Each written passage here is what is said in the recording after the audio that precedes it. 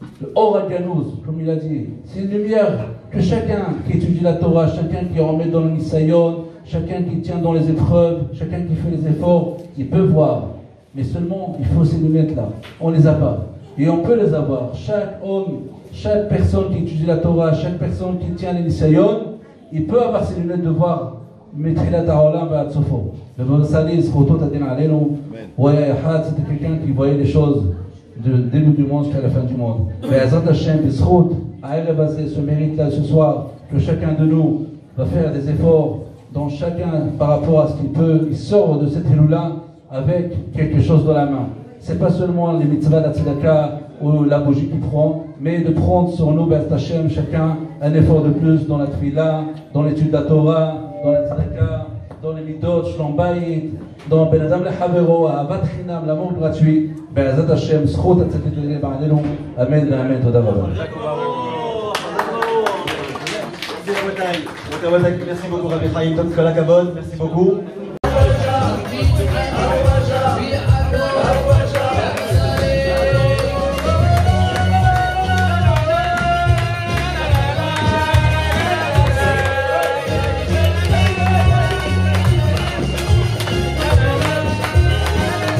Dans 3 minutes, pas plus, allez 4.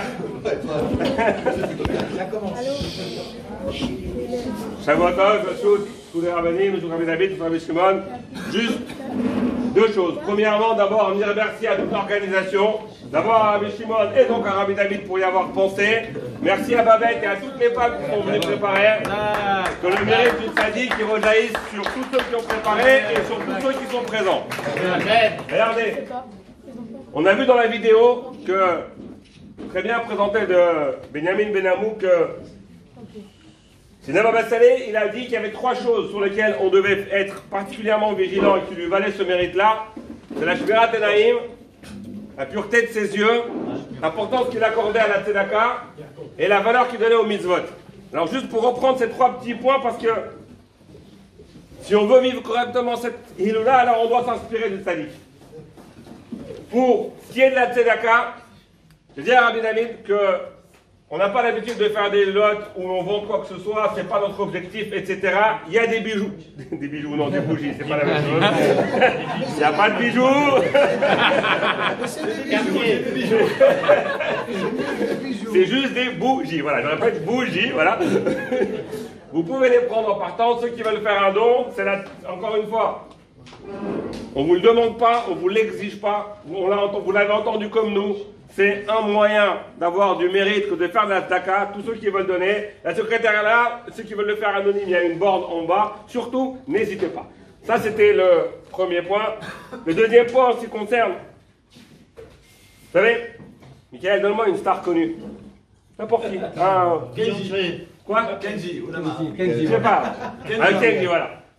Dites-moi, si je vous dis maintenant que Kenji il fait un concert à Marseille, il y a des places en VIP, dans le carré d'or comme ils disent. Vous y allez, n'est-ce pas? Non. Bon. Ça va, casse pas mon truc quand même. Celui qui est fan, il y va. Celui qui est fan, il y va. Bah, vous savez comment on se comporte quand on est fan de mitzvot? À chaque fois que j'ai la flemme de descendre de la maison pour faire Birkat Alevana, parce que j'ai froid, parce que je suis en pyjama, parce que j'ai la flemme, je repense à cette histoire. Sidney Baba Saleh était à Lyon. C'était le dernier jour où on pouvait faire Birkat Alevana. Mais il y avait des nuages. Il ne pouvait pas faire Birkat Alevana. Il y a d'autres histoires où je pourrais vous raconter ou comment les nuages. En tout cas, il n'a pas voulu faire de miracle à Lyon. Mais il y en a un qui lui dit, vous savez, j'ai eu un copain à moi, à Marseille, il la voit la lune. Marseille? Combien de temps? 5 heures de voiture. À l'époque, c'était OK. Il dit, on y va. Ils ont pris la voiture, ils ont été à Marseille pour faire Birkat Alevana. Juste pour faire la prière de la lune. Nous, on est capable de prendre la voiture pour aller assister à un concert et de faire 400 km pour aller écouter un chanteur. Sidney Baba Saleh était capable de faire 400 km juste pour faire une bracha supplémentaire. Ça peut nous inspirer sur l'importance des mitzvot. Et dernier exemple, un jour à Mordechai Eliyahu, il a été voir Baba Saleh. Il a dit, écoute, je comprends pas. Comment ça se fait que toi, tu as le pouvoir de bénir et pas moi? Si c'est ce à vote, si c'est parce que tu as le mérite de tes pères, moi aussi j'ai des parents qui sont illustres. Si c'est par rapport à l'étude de la Torah, moi aussi j'étudie beaucoup la Torah.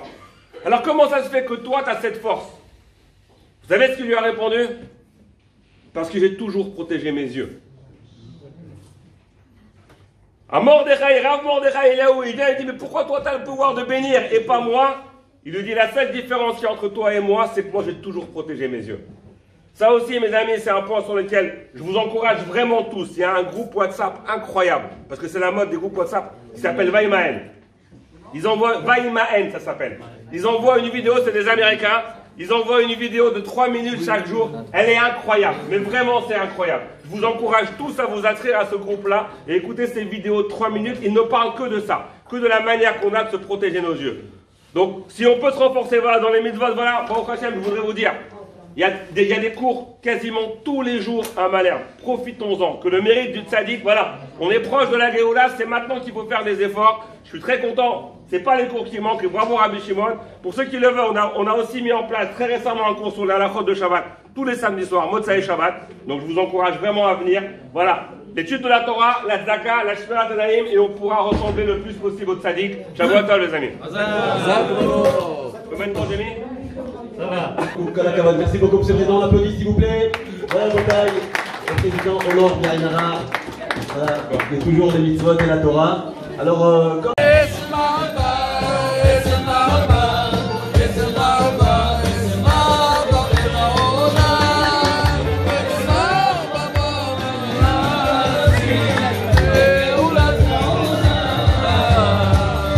S'inspirer du tzaddik Sidna Baba Saleh, son mérite nous protège à tous et à toutes. Amen. Merci également à Rabbi Jamoun d'avoir rendu visite. Je vais vous raconter des histoires incroyables qu'il m'a racontées d'ailleurs.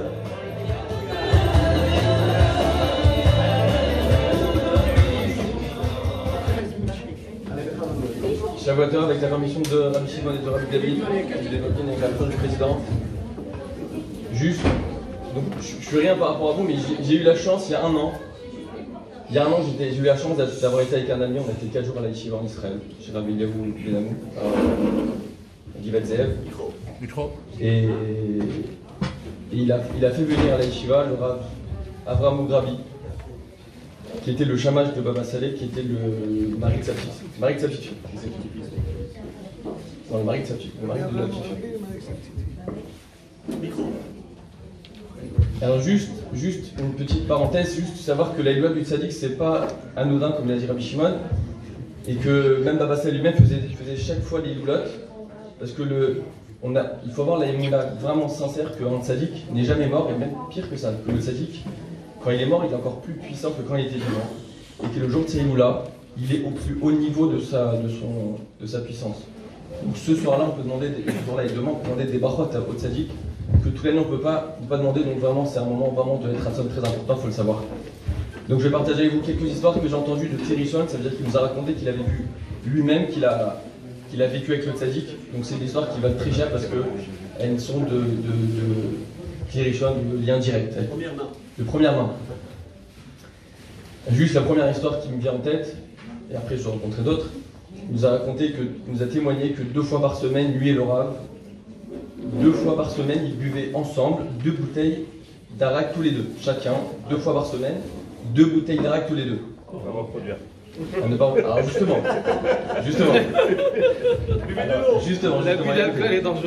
Il nous a dit qu'il buvait 2 bouteilles d'arak chacun 2 fois par semaine et qu'il n'était pas saoul. Et qu'aujourd'hui, il buvait un petit shot d'alcool et il était saoul. Pourquoi? Et deuxièmement, il nous a raconté que le Shabbat, à la table du tzaddik de Baba Saleh, il y avait 26 salades, sûrement des guématriotes. Donc il y avait à table 26 salades, suivi du poisson, suivi du poulet et suivi de la viande. Et il dit on n'était pas plein. On n'était pas plein. Pourquoi? Alors il dit aujourd'hui je mange 2 olives et j'ai plus faim. Il dit parce que le Baba Saleh il a fait une bracha à sa femme, et je crois qu'elle est encore aujourd'hui vivante, que son manger il aura le goût du Gan Eden. Et donc jamais ça sera manger spirituel. Donc il dit quand on buvait ou mangeait avec Baba Saleh, c'était un niveau spirituel. Donc il nous a raconté que quand le Rav il arrive en Israël, il est parti habiter à Yavne, parce qu'il a dit c'est une ville de Chachamim. Et après il est parti habiter à Ashkelon. Pourquoi il est parti habiter à Ashkelon? C'est intéressant. Il nous a raconté qu'un jour il y a un Rav qui vient le voir, il lui dit, et il commence à parler du mal du Baal Shem Tov. Et le Baba Salé lui dit, t'as mal parlé du Baal Shem Tov, sache que demain tu vas te faire envoyer de ton poste. C'est grave ce que tu viens de faire. Le lendemain, ils sont venus le voir, ils ont dit, monsieur, vous êtes renvoyé de votre poste. Et Baba Salé, il a dit, une ville où on parle mal du Baal Shem Tov, je pars de là. Et il est parti d'Yavne. Et d'ailleurs, les élèves disent, c'est pas anodin qu'il est mort en Shvat, qui sont le même net que Baal Shem Tov. Ouais, ils ont dit ça. Donc il est parti habiter à Ashkelon. Pour la petite anecdote, il nous raconte qu'à Ashkelon, ils lui ont offert 2 appartements qui étaient sur le même palier, mais pour relier un appartement à l'autre, il fallait passer par le couloir de l'immeuble. Et Baba Salé, il dit à ses élèves, c'est pas Kavod que ma femme elle passe comme ça dans le couloir, elle passe en habit de maison, les gens ils vont dire que c'est pas Mekhoubal que ma femme elle pas de l'immeuble comme ça d'un appartement à l'autre. Il dit, vous inquiétez pas, on va faire à l'intérieur de l'appartement, on va faire une ouverture, et vous pourrez accéder directement depuis l'intérieur. Donc ils ont fait venir une entreprise, et ils ont commencé à casser le mur.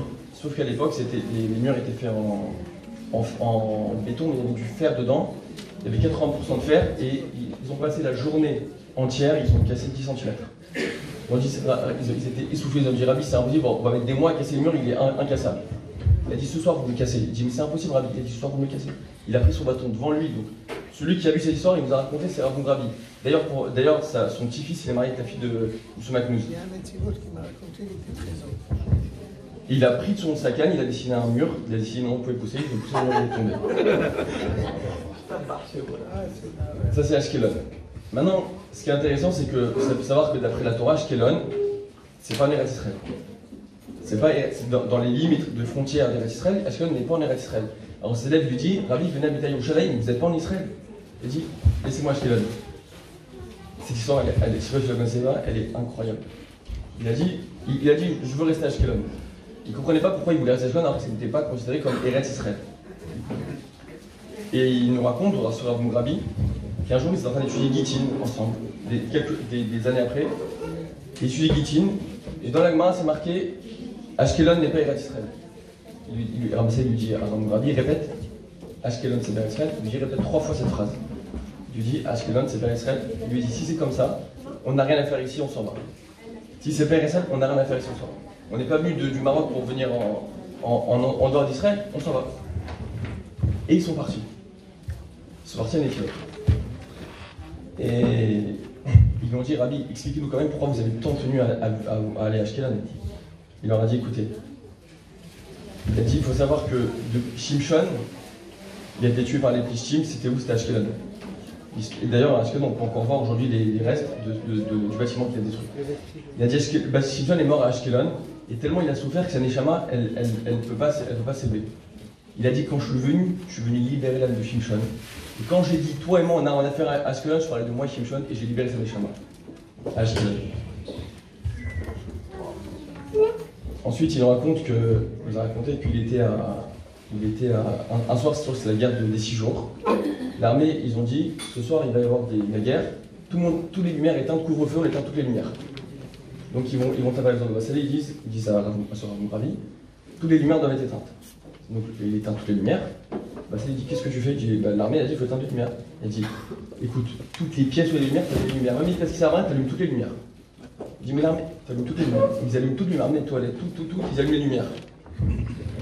Et il y a l'armée, elle arrive et dit, qu'est-ce que vous faites? Il a dit, écoute-moi bien, toutes les lumières elles vont rester allumées. Demain, tu vas revenir ici, tu vas me dire que vous avez abattu 300 avions de l'armée ennemie. Bon, il part comme ça, il part. Le lendemain, il revient, il dit, on a abattu 300 avions de l'armée ennemie, on a gagné. Et le général, il dit, vous savez, il dit, pourquoi vous ne nous avez pas dit plus? Il dit, parce qu'ils n'ont pas plus. Et d'ailleurs, en parlant de la guerre, il a raconté qu'un jour, il était en train de parler avec le tzaddik, et il le voit devant la fête en train de faire des signes comme ça avec sa main. Il dit, Rabbi, qu'est-ce que vous êtes en train de faire? Il me dit, l'armée est en train de jeter des missiles sur nos soldats, je suis en train de les renvoyer. Bon voilà, des histoires, il nous a raconté des centaines, à la fin on avait avec Raphaël Tata, ça m'a sentiment qu'on était saoul tellement des histoires incroyables. Un jour, il y a un garçon qui vient voir Baba Salé, un père qui vient avec son fils, il lui dit, mon fils il est petit. Je dis ok alors, il dit mais il a 20 ans. Et il peut pas se marier comme ça, il est trop petit, il n'a pas la taille normale, il ne peut pas se marier. Et je dis monte sur la chaise. Il monte sur la chaise, il dit cette taille elle te convient? Il dit ouais. Dans une semaine tu reviens, une semaine après il est cette taille. Que des histoires comme ça.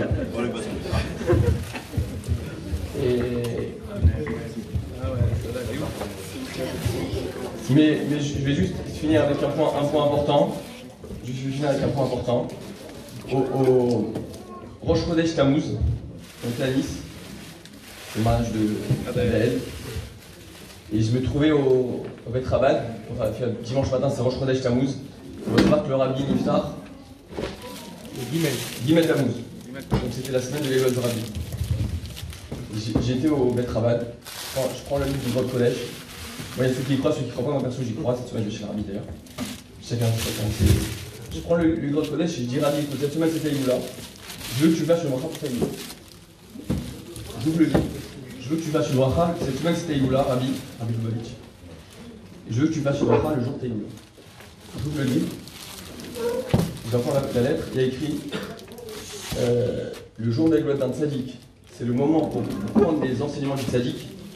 À ce moment-là, la bracha tzaddik s'appliquera le jour de sa Iloula. Comme ça, il y a écrit dans la lettre. Donc ça veut dire que c'est beau de raconter des histoires où, comme il a dit Yves, que Rabbi n'est pas devenu un faiseur de miracles comme ça. Il était lui-même, il accomplissait des actions qui dépassaient l'entendement, comme on a entendu avec l'histoire de la Pichat Levana. Donc il allait au-dessus de ses forces, et donc si quelqu'un qui va au-dessus de ses forces, c'est important de savoir quelqu'un qui veut un miracle, même si aujourd'hui on n'a plus vraiment de tzadikim qui peuvent nous faire des miracles. Si quelqu'un va au-dessus de ses forces, il peut demander des miracles.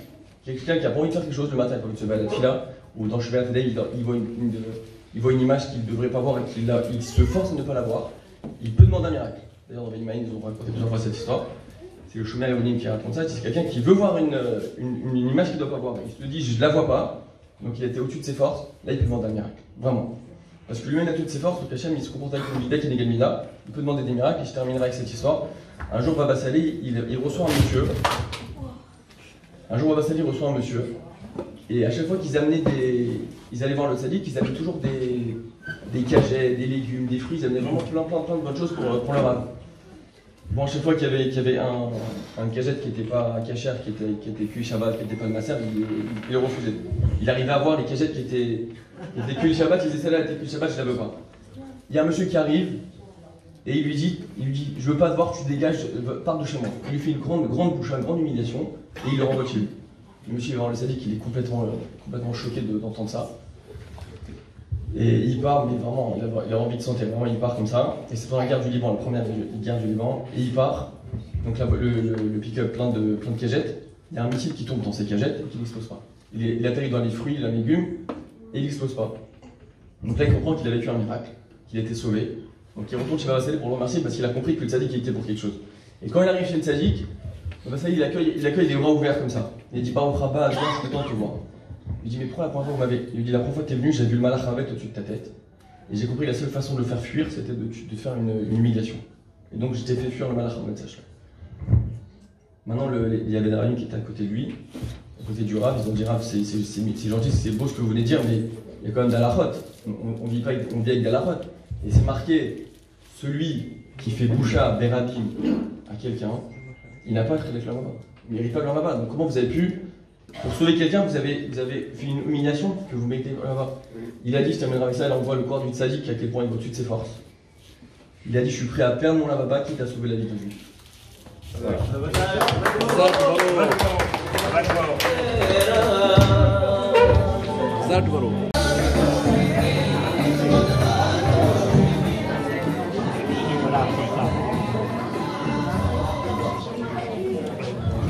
Voilà. C'est une grande joie, vraiment. C'est vrai que je crois que c'était mardi à Rabbi Shimon, mardi ou mercredi. J'avais beaucoup de mal parce que des années que je suis un peu ému parce que j'ai l'habitude d'être sur le Kever chaque année, à part celui du Covid. Et cette année aussi, il y a une raison. Et comme si le tzaddik, il me dit David, il faut que tu fasses quelque chose. Et après, donc on a parlé avec Rabbi Shimon, et il a appelé notre cher Monsieur Semoun, le président, et Baruch Hashem qui était bien sûr joyeux. Et c'est sûr et certain que c'est Sidna Baba Sali qui nous a poussé à faire. C'est pas normal, bien sûr, il nous dit de ne pas faire pour moi à Villeurbanne. Alors Baruch Hashem, c'est vraiment, on ressent que le tzaddik est là, chacun bien sûr, soit ici, soit à la maison, allumer les nérotes, Bezrat Hashem, et prier avec beaucoup de cœur pour que Bezrat Hashem il demande à Kadosh Baruch Hu de nous sortir de toute cette salope, de tout ce que l'Am Israël ont subi. On a en réalité, comme il a dit son petit-fils, son arrière-petit-fils, Rabbi Moshe, le fils de Rabbi Baruch, il a dit il faut prier une chose, il faut prier la Géoula. Il ne faut même pas prier le personnel. De toute façon, Hachem, s'il y a la Géoula, c'est comme une carte. Tu fais comme ça, tout descend. Et c'est ça qui est important. On doit absolument prier à Kadosh Baruch Hu qui nous délivre. Il y a tous les simanim. Et bien, Hachem, soyons prêts. Sur Sidna Baba Sali, on peut énormément parler, bien sûr, comme notre cher Binyamin Ben Hamou.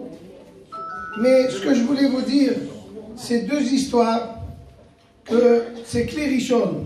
On lit dans les livres, bien sûr, on a la Emouna, mais quand on entend de la personne elle-même, je vais vous raconter quelque chose, la Koach de Sidna.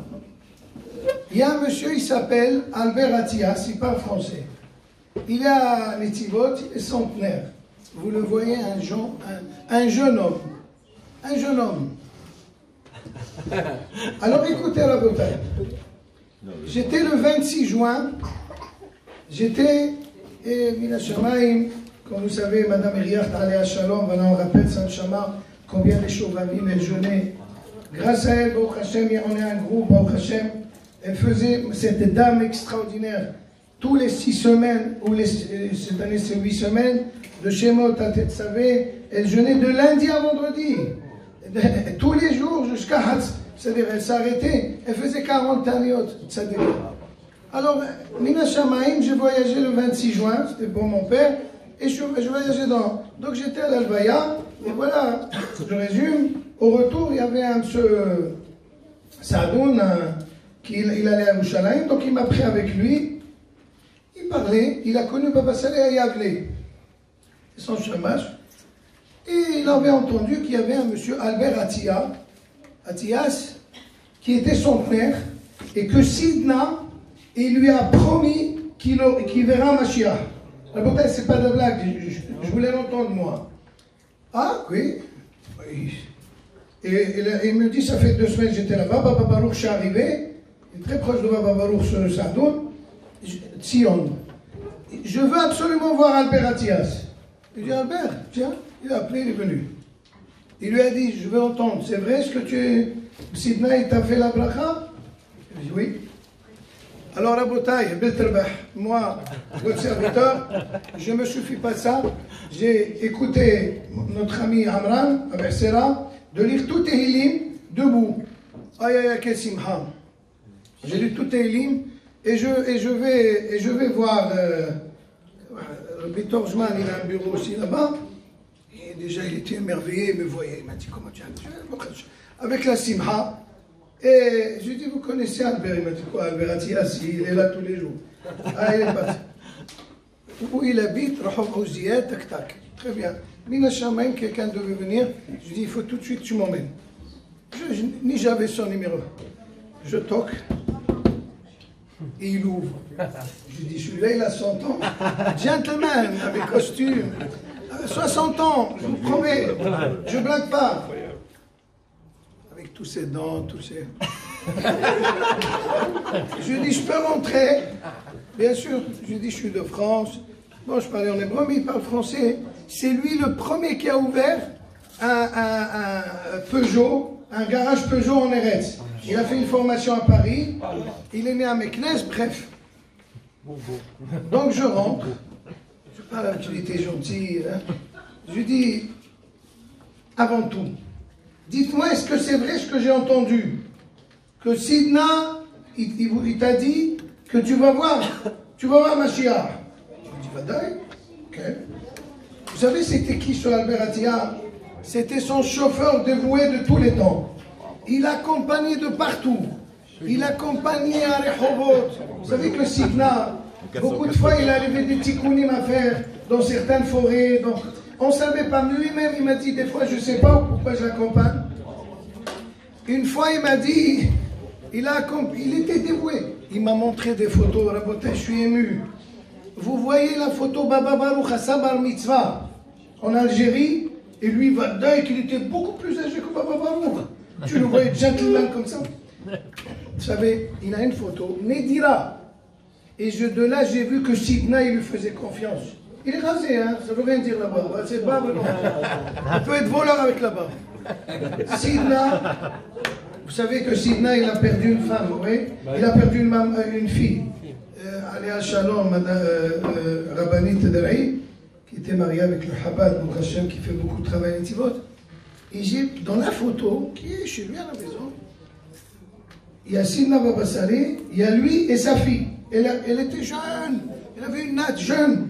Il l'a laissé à côté d'elle. Est-ce que vous me suivez? Ça veut dire que c'est un cadeau, celui-là. Sidna, il va laisser sa fille à côté de lui, comme ça, collée. Et je lui dis, alors il m'a dit une fois, je l'ai emmené à la Rehovot. Et il m'a dit, Isra, il voyait que le maître, il voyait que l'essence, presque il n'y a plus rien. Il dit, Sidna, on ne va pas revenir, on va dormir ici. Il lui a dit, Sidna, t'inquiète pas, roule. Il a dit, Mamash, on lit dans les histoires, des fois, il faut dire la vérité. Bien sûr, bien sûr. Il m'a dit, Gati ad Netivot, ad Harat Delek, je suis arrivé, j'ai rempli l'essence. Une deuxième messe, et là c'est incroyable. Quand il est arrivé de Yavne, il a été chez lui pendant 3 semaines avant qu'il lui cherche une maison bien pour accueillir le Kaal. Il faisait confiance, c'était maman, il l'aimait beaucoup.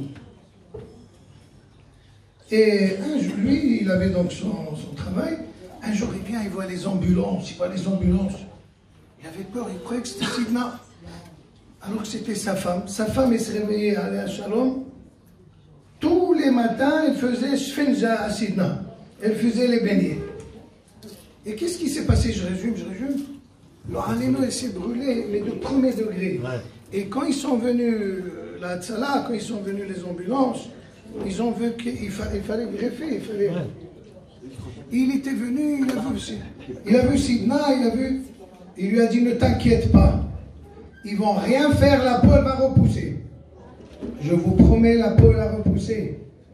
Et ouais, on le croit, c'est un tzaddik. Maintenant, je lui dis, c'est vrai que vous avez 100 ans, il ne voulait pas le dire. Mais maintenant qu'il a plus. Écoutez ça. Il m'a dit, viens. 2 fois je l'ai vu. Je voulais aller cette fois le voir encore. Bon, celui qui veut une fois, je l'emmène, les brachot à lui, ils sont incroyables. Et attendez. Et j'étais là-bas, ouais. Je voulais au Salé Kiber, j'ai eu. Il a une gerba de Sidna qui lui a donné à lui. Et je l'ai mis, je vous promets, je tremblais. Moi, je l'ai tremblé, on tremble. Sidna, c'est là-bas. Alors, je lui dis, oui, alors, le lendemain, donc il y avait la scala de mon père, quelqu'un m'a dit, viens, Rav Samanion, je vais te montrer le tzillon de son père, 118 ans, Rabbi Ihya, Atiyas, 118 ans, et j'ai dit à quelqu'un, prends en photo, là, on envoie à ma femme. Le lendemain, j'étais le voir avec des abrichim, et je lui ai dit, dites-moi, j'ai vu le tzillon de votre père, 118 ans. Il lui dit, bien sûr, c'est la bracha de Bianco. Il est niftar avant Baba Saleh. J'ai vu Tafshin Kafke. Abir Yaakov, il avait mis 118 ans. Il a dit, mon père, il n'est jamais tombé malade. Il est niftar. Et lui, Ben Porat Yosef. Des fois, je le pèse. À la bataille, pour dire en réalité les histoires, on n'a pas. Mais juste pour finir, vous savez, on voit ça avec Moshe Rabbeinu. Moshe Rabbeinu, c'était marqué Anav Mikol Adam Asher Pnei Adama. Il était le plus modeste de toute la terre.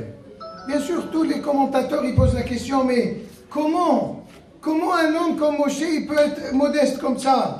C'est-à-dire, moins que le bûcheron, il se considérait rien. Mais comment? Il est monté au ciel, il a reçu la Torah. Comment il peut être?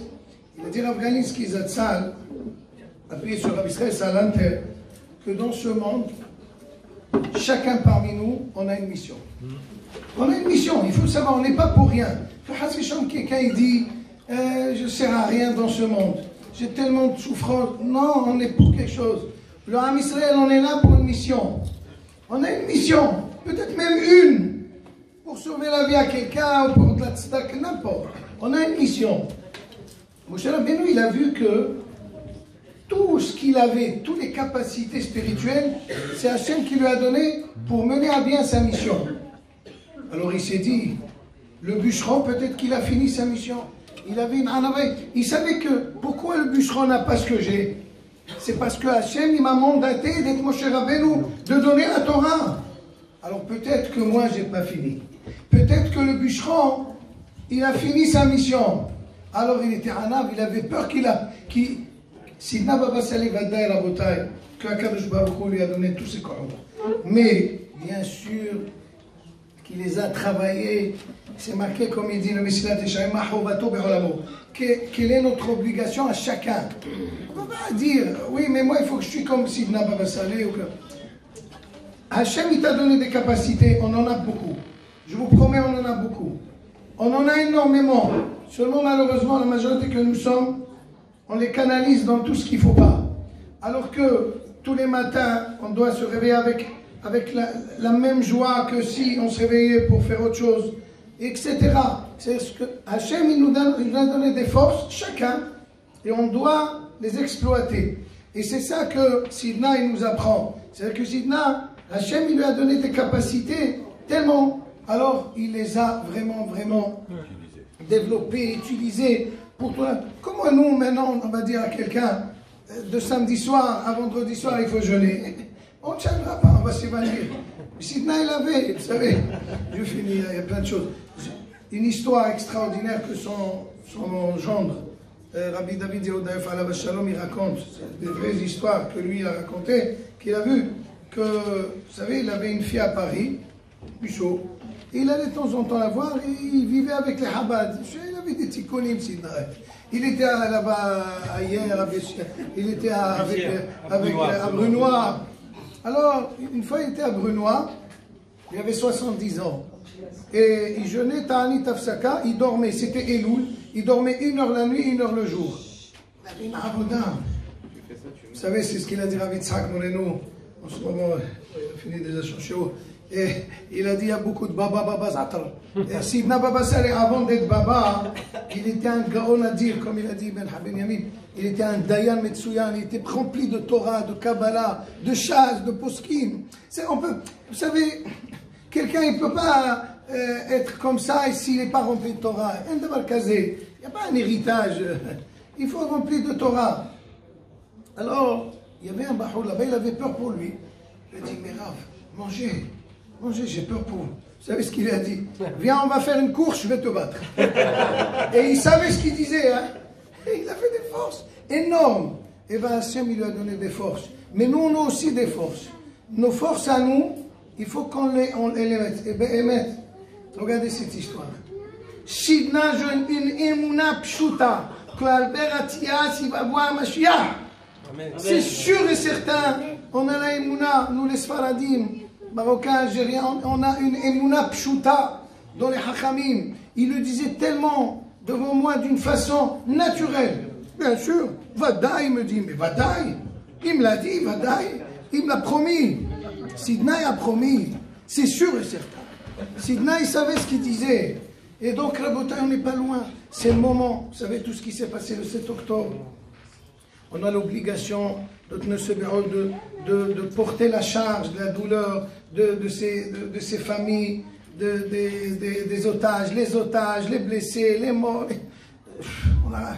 Il faut absolument avoir le cœur. Mais en tout cas, tout ce que Hachem il a dit, vous savez, il a dit Rav Zamir Cohen Moutsai Shabbat dernier au show de Moreno Rav Yitzhak Yosef, il a dit quelque chose d'incroyable. Il a dit 30, à part bien sûr tous les Baalei Tshuva que nous avons, que toujours il y a, 34% des Hilonim, ils commencent à bouger de Tshuva. Vous savez c'est quoi 34%? C'est énorme. Ça veut dire qu'il va taper fort. Parce qu'il va emmener la Géoula, il dit, mais comment je peux vous emmener la Géoula? Je veux que tous mes enfants, ils participent à la Géoula. Mais on n'était pas prêts. Avant le 7 octobre, on n'était pas prêts. Maintenant, bon, Hachem, il dit, Hazak l'Am Israël, Avinu, Malkeinu, Avinu, Atta, on est midrash. Et ben voilà, on parle que de lui, on parle d'Hachem. On a oublié, il faut dire les vérités. On peut vivre notre Torah sans que Hachem, il est dans notre vie. Et ben Hachem, c'est pour ça, c'est le moment maintenant de se réveiller. Dans tous les plans, et surtout la Ahdout, de ne pas parler la Shonara sur les gens, de bien aimer, qui est l'amour. Bon, Hachem, il y en a extraordinaire, même dans notre ville, j'entends beaucoup de choses. Donc, Bez Hachem, Kakash Baruch, Bishkot Sidna Baba Saleh, voilà, on te demande, Sidna Baba Saleh, prie à Kadosh Baruch, qu'il soit Merachem Alenu, qu'il nous rende tous ces otages, on ne sait pas comment mais en tout cas, que Yomar et Sarotenu Daim, Amen. Amen.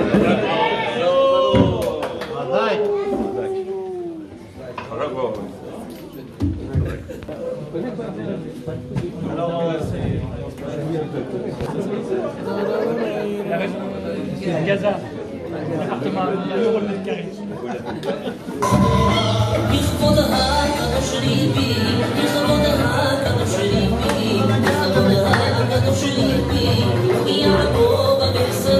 Merci beaucoup, Rafamine. Merci beaucoup d'avoir fait l'honneur. Hazak Baruch.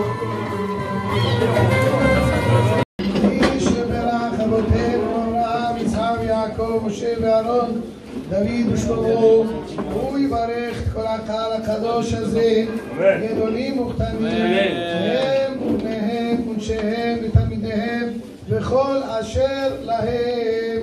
מלכה דעלמא הוא יברך ידך, אמן. ויזכה ידך, אמן. וישמע בך צלותיך, אמן.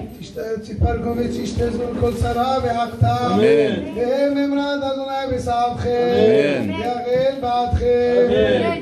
ויצליח פרנסתכם, אמן. לפנות סוכת שלמה עליכם, אמן. תעבדנו ביניכם אהבה ואחווה, שלום ורעות, יסלק שנאת חינם מביניכם, וישמור עול הגויים מעצב עליכם, חייהם בכם יכרש כתוב אדוני אלוהי אבותיכם, יוסף עליכם ככם 1000 פעמים, יברך אתכם כאשר דיבר לכם, וכן יהי רצון ונאמר אמן, בזכות סדנה ומסעי ועל ההילולה.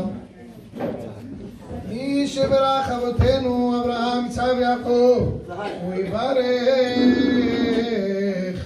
את חיילי ישראל העומדים על משמר ארצנו ועל אלוהינו, מגבול הלבנון ועד מדבר מצרים, ומן הים הגדול עד לבוא הערבה, ובכל מקום שהם ביבשה, באוויר ובים.